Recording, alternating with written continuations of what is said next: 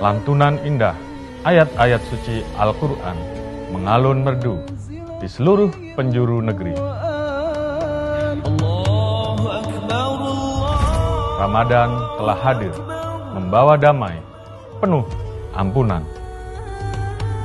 Saat mentari terbit di ufuk timur, niatkanlah setiap hembusan nafas untuk beribadah kepada Sang Pencipta, menebarkan kebaikan, berbuat penuh manfaat untuk mendapatkan ridhonya.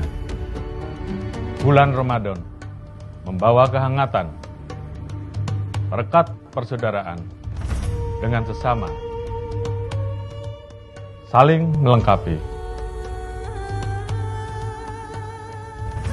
saling menjaga,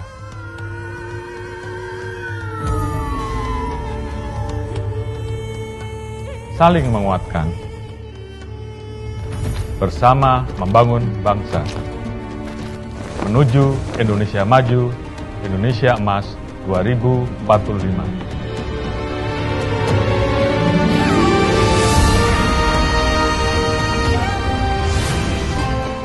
Atas nama Keluarga Besar Kepolisian Negara Republik Indonesia, saya mengucapkan selamat menunaikan ibadah puasa Ramadan 1446 Hijriah.